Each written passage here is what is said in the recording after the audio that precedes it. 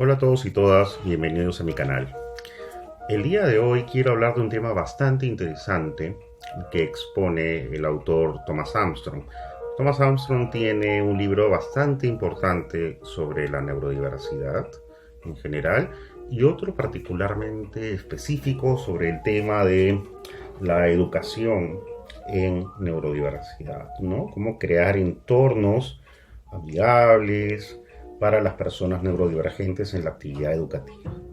Él habla que más allá de considerar el tema de la inclusión educativa, lo que deberíamos considerar es que las aulas tienen que ser neurodiversas, es decir, espacios donde puedan convivir niños y niñas neurotípicos, atencionalmente divergentes, autistas, disléxicos, sin temas de cuotas, y que el aula debe adaptarse a las necesidades específicas y a los talentos de cada uno de los niños y niñas con condiciones diferentes dentro de la neurodiversidad. Armstrong habla de cómo crear nichos. Es decir, uno ve en la naturaleza, por ejemplo, que los castores arman represas y modifican sus entornos. ¿Cómo podemos modificar los entornos educativos del aula para las personas neurodivergentes, para que puedan expresar lo mejor posible aquello en lo cual son realmente buenos? En primer lugar, hay que crear una conciencia de las fortalezas, ¿no? Tal como en la historia de Pigmalión, que crea, estatuas femeninas y una de estas cobra vida y se convierte en su esposa.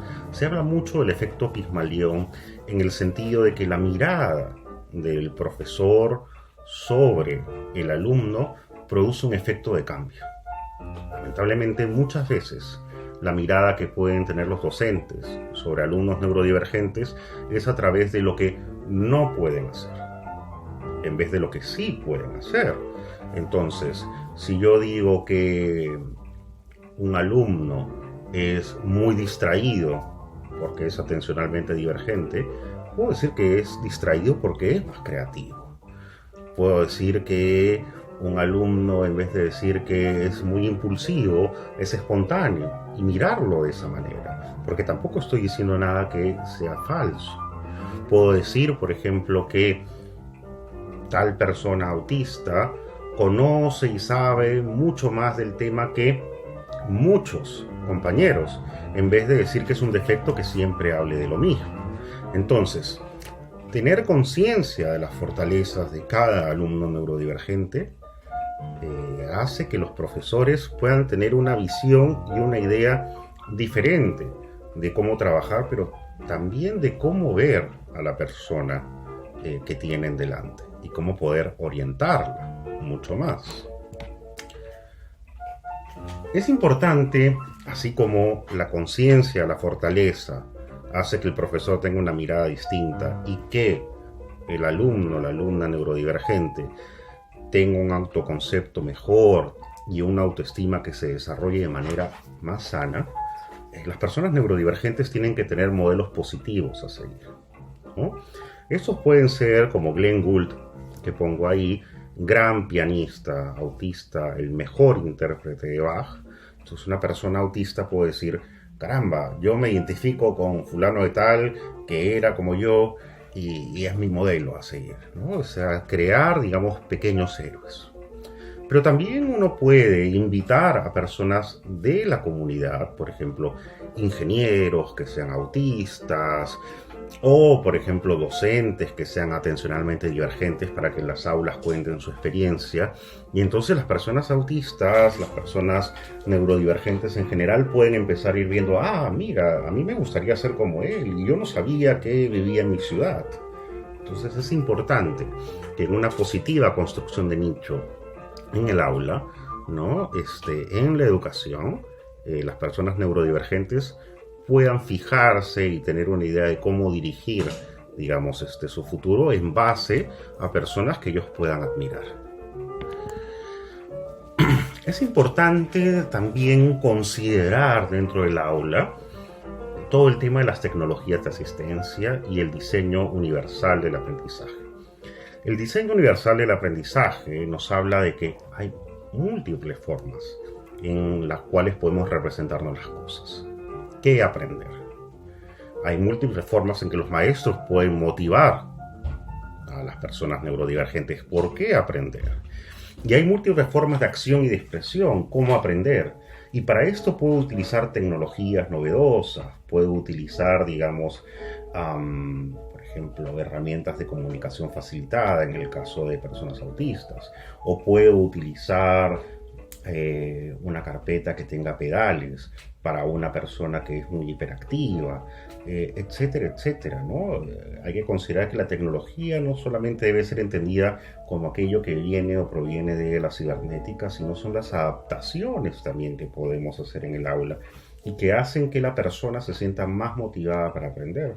Pero también puedo hacer y presentar la información de una manera diferente.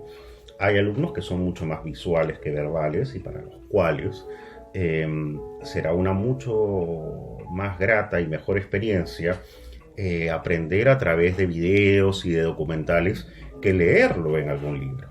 Entonces hay que considerar esto, ¿no? Cuando yo fui a la ONU y aparece esta imagen, ¿no? Las personas que intervenían eran autistas no hablantes que utilizaban teclados dentro de un iPad, por ejemplo, para poder comunicarse, ¿no? Dentro de lo que es las tecnologías de asistencia que tienen que ver con la comunicación aumentativa alternativa. Incluso algunos ya venían con fragmentos de sus discursos preparados a través de sintetizadores de voz.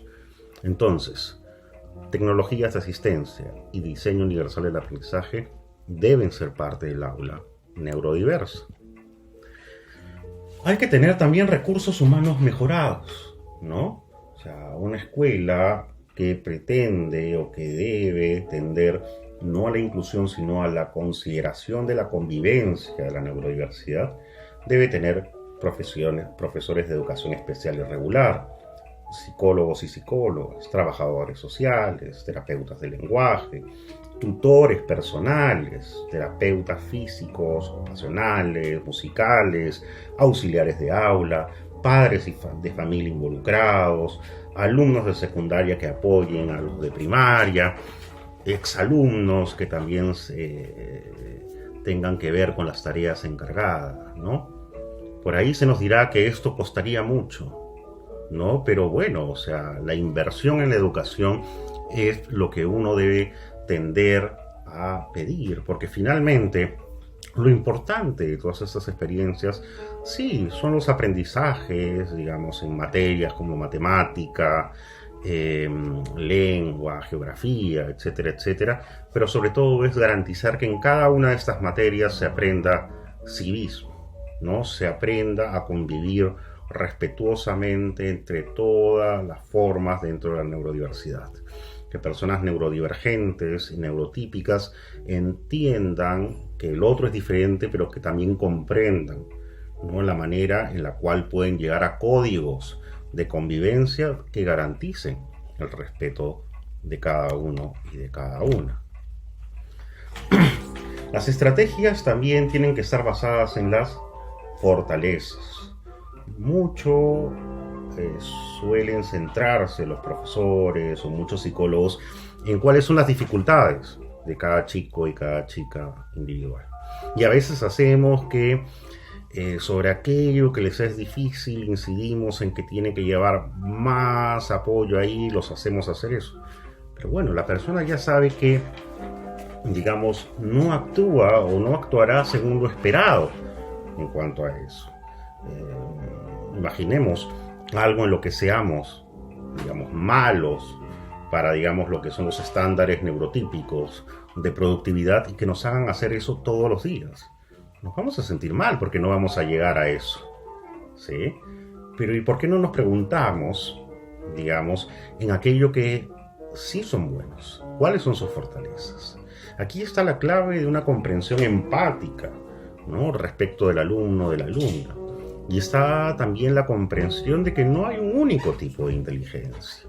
La inteligencia lógico-matemática o verbal que suelen privilegiar las escuelas no es la única. Tenemos musical, visoespacial, intrapersonal, como está en el cuadro de ahí. O sea, Hay personas con síndrome de Williams que son muy musicales, tienen un gran oído musical y posiblemente no lleguen a aprender mucho de temas de matemática y lengua, pero si son orientados hacia su fortaleza, hacia la música, por ejemplo, ¿no? Probablemente, digamos, puedan desarrollar una carrera o por lo menos una afición que les apasione, ¿no?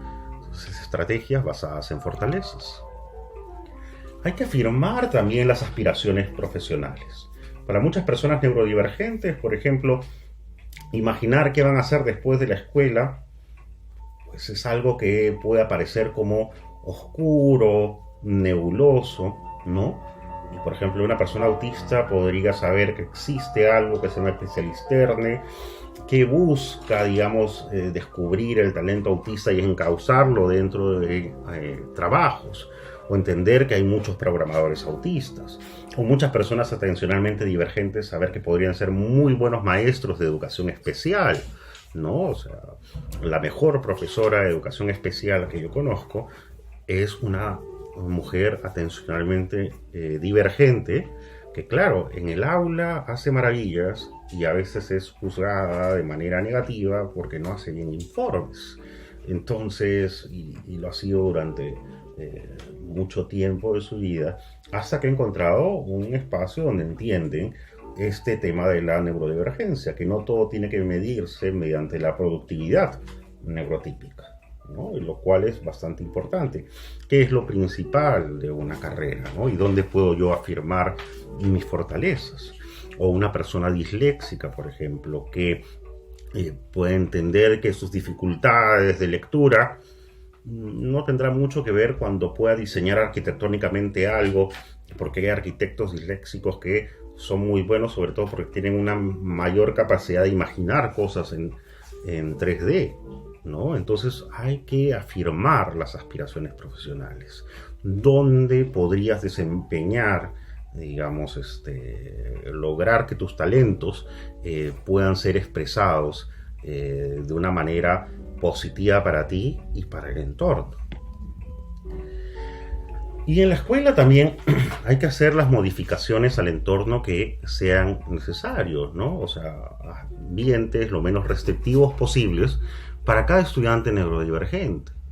Las personas atencionalmente divergentes, por no decir déficit de atención, porque en realidad no es un déficit de atención, sino una manera distinta de enfocar la atención, aprenden mucho mejor, digamos, si tienen periodos fuera del aula y en áreas verdes, ¿no? Como ven en la foto, muchos alumnos se concentran mejor si tienen pedales debajo de las carpetas. Para una persona atencionalmente divergente, tener una carpeta al otro extremo del salón hace que se puedan parar, caminar un momento y concentrarse mejor y sentarse en la otra y regresar en otro momento. Para una persona autista, tener un cubículo, digamos, donde pueda estar separado de los otros algunos momentos y es ordenado por estantes, como lo enseña el sistema Teach, también es importante. Y todas estas diferencias que deben ser respetadas, no solamente en concepto, sino entendidas en toda su dimensión, tienen que estar representadas en el aula con todas estas modificaciones. ¿Cuántas modificaciones como personas neurodivergentes haya en el aula, ¿no? Solamente haciendo esos cambios lograremos que la escuela sea realmente neurodiversa y trascendamos la idea de la inclusión. No se trata de incluir personas, se trata de convivir buscando el respeto a las necesidades que podemos tener, pero sobre todo a las posibilidades, lograr que cada estudiante, que cada alumno pueda destacar y sentirse bien haciendo lo que más le apasiona. ¿Dónde están sus talentos? Solo así habremos logrado una positiva construcción de nicho, un hábitat o pequeños microhábitats donde cada estudiante se sienta feliz haciendo, digamos, lo que le gusta, sabiendo que es una persona valiosa, y esos microhábitats pueden estar compartidos con el resto de compañeros y compañeras. Esto es lo que quería conversar con ustedes hoy, y con ustedes será hasta la próxima.